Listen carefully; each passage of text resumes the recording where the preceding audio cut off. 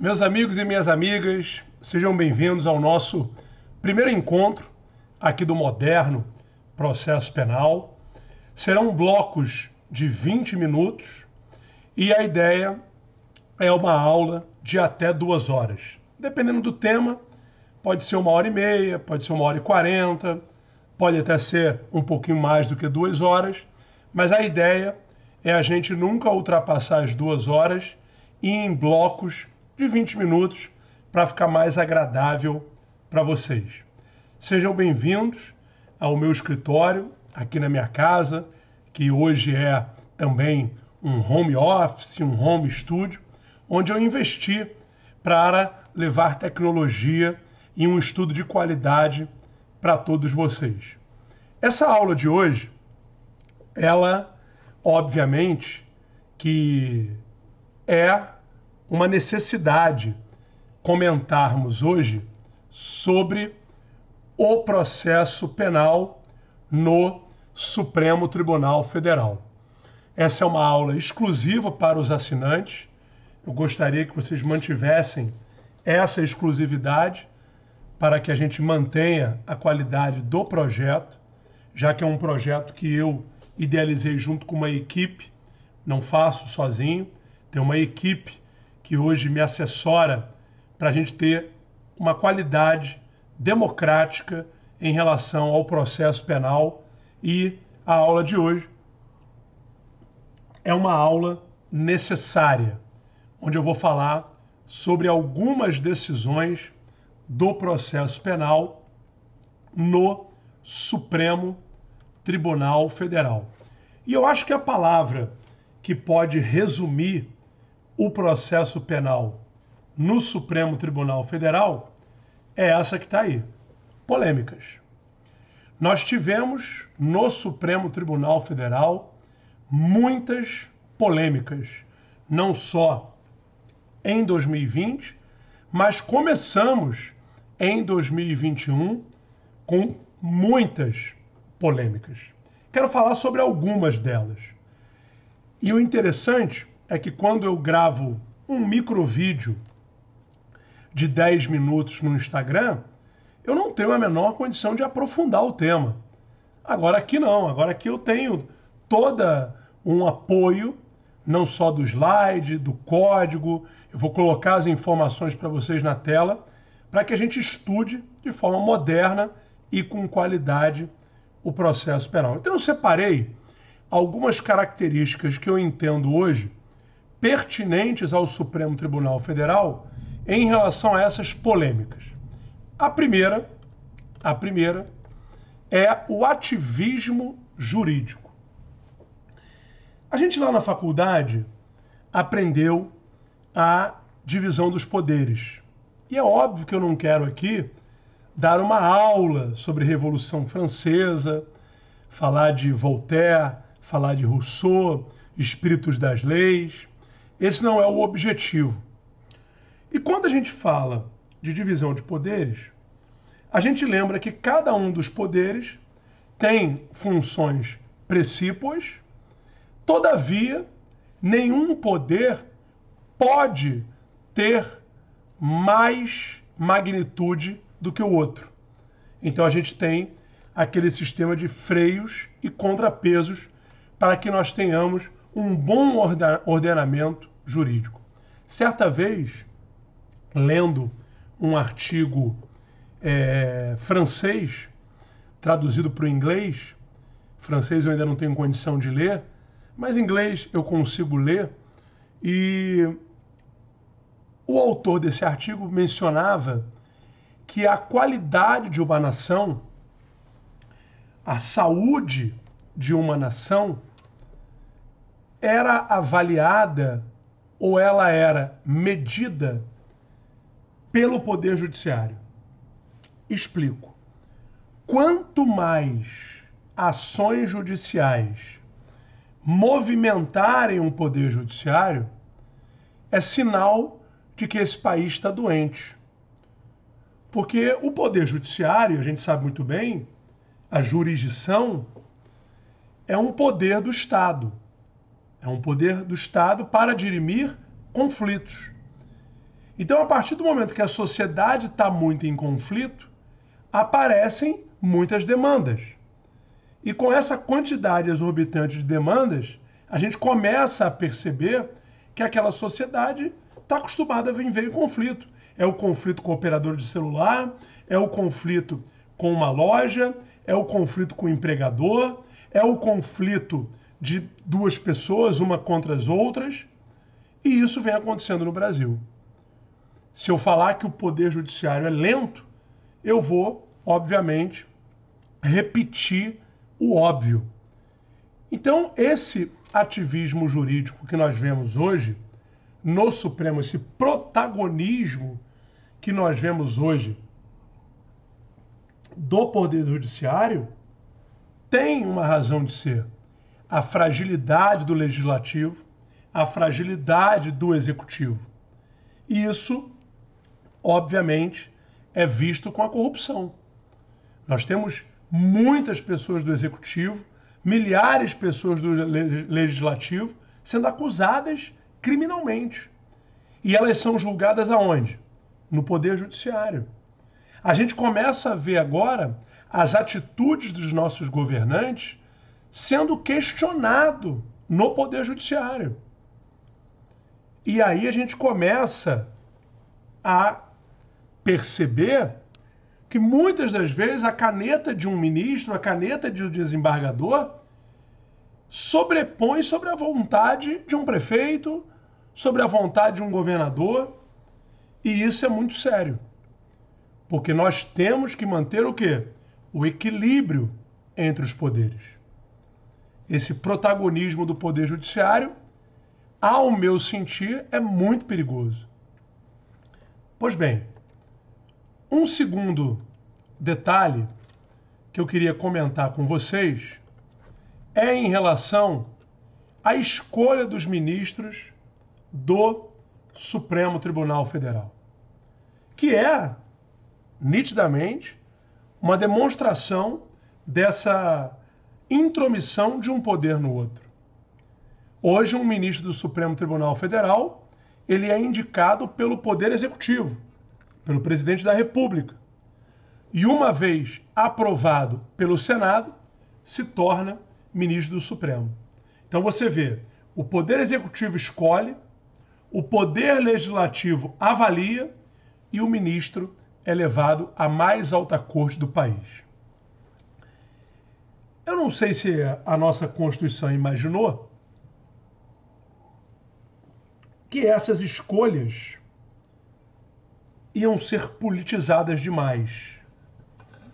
As sabatinas no Senado, elas não estão fazendo o devido papel. Na verdade, hoje, quando você vê uma sabatina de um futuro e iminente ministro do Supremo, o que nós vemos é uma troca de elogios, um agradecimento. Às vezes, quando o ministro é de uma certa região, o senador que é daquela região exalta que aquele ministro é daquela região. É uma enganação, se vocês me permitam aqui a minha sinceridade. O ilibado conhecimento jurídico talvez esteja sendo esquecido. Fazendo uma análise crítica, e aí eu vou puxar sardinha para o meu lado, em abril de 2021, é triste nós não termos um criminalista de origem no Supremo Tribunal Federal. Nós não temos nenhum ministro do Supremo Tribunal Federal de origem criminal. Agora, mas a maioria dos ministros do Supremo foi indicado pelo governo tal, no caso hoje, governo Lula e governo Dilma. Então, esses ministros vão julgar conforme a ideologia de quem o indicou. Será? Joaquim Barbosa foi indicado pelo Lula, o ex-ministro Joaquim Barbosa, relator do Mensalão, que, ao meu ver, tomou uma atitude errada em reunir os 38 acusados no Supremo Tribunal Federal, desrespeitando nada mais, nada menos que a Convenção Americana dos Direitos Humanos, que garante ao cidadão o duplo grau de jurisdição. Então, quando aquela pessoa que não tinha foro privilegiado é julgada no Supremo porque ela cometeu um crime com quem tenha, e ela é julgada originariamente no Supremo, não se dá a ela o duplo grau de jurisdição. Hoje já você vê, depois da Lava Jato, uma atitude diferente. O desmembramento do feito. Quem tem foro privilegiado é julgado no Supremo, é julgado no foro privilegiado, e quem não tem é julgado na primeira instância. A gente vai falar na aula de hoje, daqui a pouquinho, sobre a ação penal 937, que alterou o entendimento do foro privilegiado. Porque lá na época do mensalão, bastava ter o cargo público, comete crime comum, foro privilegiado. E aí mais de 1.000 pessoas tinham direito ao foro privilegiado. Quantos prefeitos tem no Brasil? Quantos governadores? Quantos deputados? Quantos promotores? Quantos juízes? Mais de 1.000 pessoas tinham direito ao foro privilegiado. Então, realmente, é algo que a gente precisa mais para frente ter uma aula, de repente, só de foro privilegiado. Pois bem, a escolha dos ministros do Supremo tem um outro problema. Hoje, na Corte, nós temos 2, salvo engano, juízes de carreira, que é o ministro Luiz Fux, que foi juiz de primeiro grau, foi desembargador do TJ aqui do Rio, foi ministro do STJ e hoje é ministro do STF. Muitos estão ali e nunca tinham julgado na vida. É o caso, por exemplo, de Dias Toffoli, que foi presidente há pouco tempo do Supremo, nunca julgou na vida e já é ministro do Supremo, até com uma idade não tão avançada quanto os outros. Então eu não sei até que ponto nós teríamos que ter uma composição da Corte com uma porcentagem para juízes de carreira, como é talvez o CNJ. Mas isso são discussões das mais interessantes e eu até já cheguei a levantar a hipótese de termos mais ministros do Supremo. Mas eu revi a minha posição e acredito que o que a gente precisa realmente é de uma reforma recursal. O Supremo não pode ser a 4ª instância, gente. Vamos recorrer, vai recorrendo até chegar no Supremo. Não. Recorre para ganhar a prescrição. Então a gente precisa criar um impedimento sério para só chegar na mais alta corte do país os feitos constitucionais.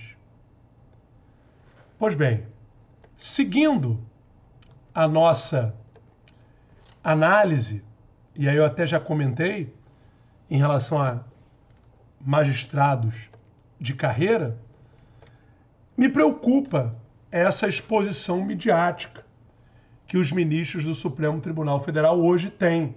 E hoje muitos provocam.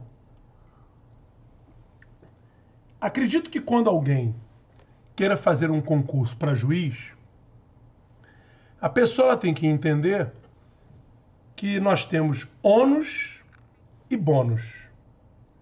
E eu acredito que um ônus para a carreira da magistratura é o silêncio, é a sombra, é almejar uma imparcialidade.